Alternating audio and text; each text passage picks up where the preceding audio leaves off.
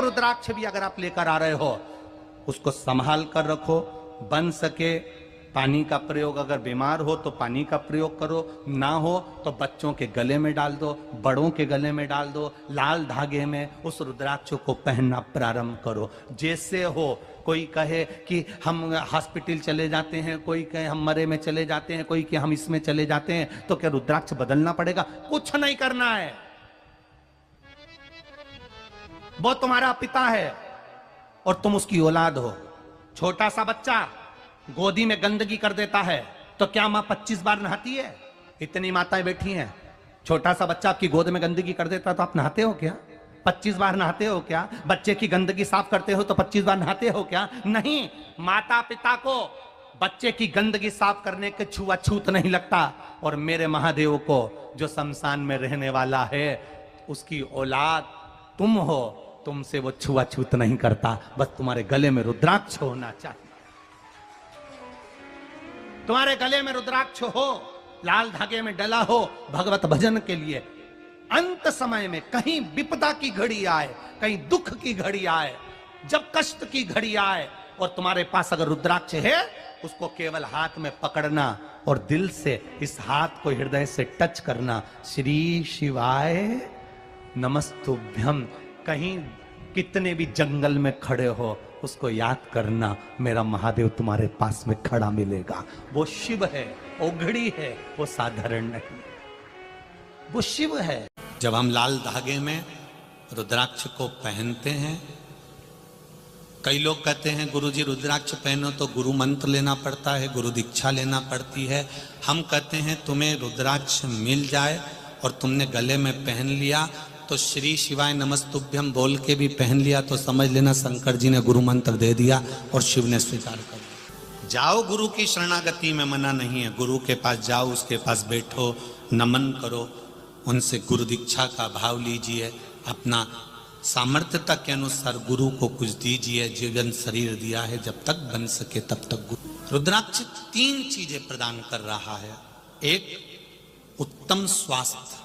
गले में रुद्राक्ष पड़ा हुआ है, हार्ट कभी कमजोर नहीं होगा, हार्ट चलता रहेगा। एक प्रयास करना। एक बेलपत्री शिव पर चढ़ी हुई और उसका फल कितना होता है, उसका बल, उसकी भक्ति, उसका विश्वास। ब्रह्मा विष्णु महेश 64 योगनियां 33 कोटि देवी देवता एक बेलपत्री में होते हैं।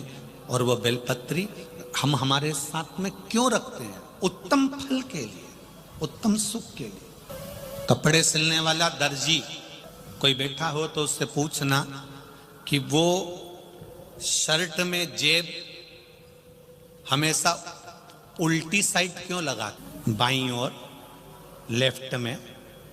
शर्ट में जेब उल्टी साइड क्यों लगाता है? वो इस साइड जेब क्यों नहीं लगाता?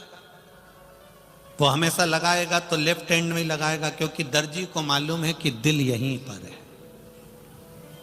और उसको ये मालूम है कि दिल यहां पर है तो ये मंदिर जाएगा, बेलपत्री चढ़ाकर बेलपत्री उठाएगा तो जेब में रखेगा, जो दिल के करीब रहेगी तो दिल का पावर बढ़ा देगा। एक बेलपत्री को या रुद्राक्ष को या तुलसी की माला को या तुलसी के दल को, भगवान को चढ़ी हुई कोई सामग्री कोई नीचे की जेब में नहीं रखता। रखता है क्या कोई?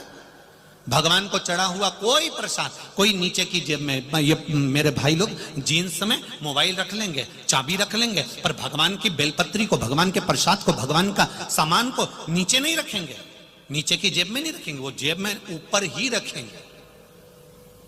उसी तरह दर्जी को मालूम है कि दिल लेफ्ट में होता है, इसलिए उसने जेब भी लेफ्ट में लगाई कि भगवान का चढ़ा हुआ सामान, भगवान का प्रसाद, भगवान की सामग्री जब लेफ्ट की जेब में ये रखेगा तो थोड़ी देर दिल के पास में रहेगी, तो ये दिल को स्वस्थ बना देगी, ये बीमार नहीं पड़ने देगी, ये निश्चित इसको ब्लॉक नहीं होने देगी।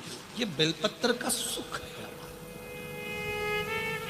एक रुद्राक्ष के 3 गुण बड़े विशिष्ट हैं। पहला, आरोग्यता देता है, दूसरा हमारा विल पावर मजबूत कर देता है। हम जब भटकते हैं तो हमारे बल को एक जैसा कर देता है, एक जगह स्थिर कर देता है।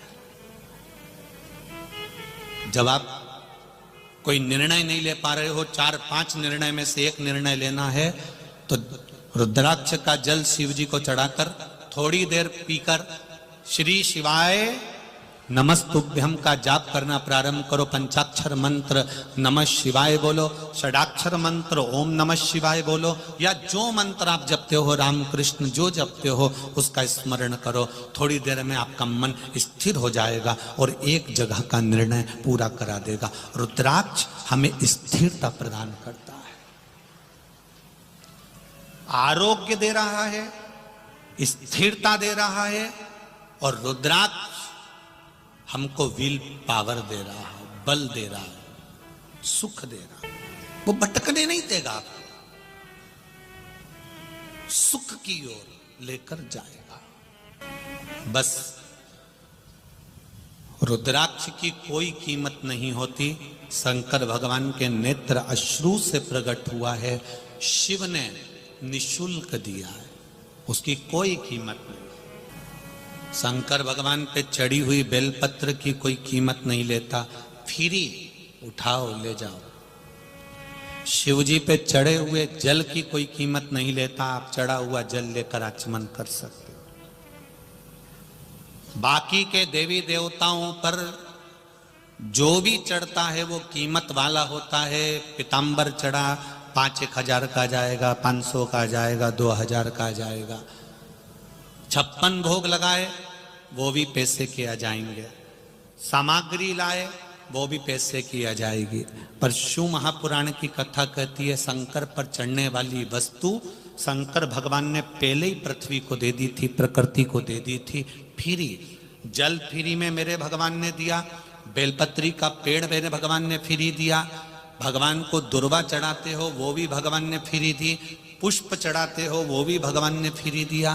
भगवान के पास में कीमतवान कोई चीज नहीं है। शंकर जी कहते हैं तुम मुझे करोड़ों से तोलोगे तो भी मैं प्रसन्न नहीं होऊंगा, तुम केवल एक बेलपत्री से मुझे तोल देना, मैं प्रसन्न हो।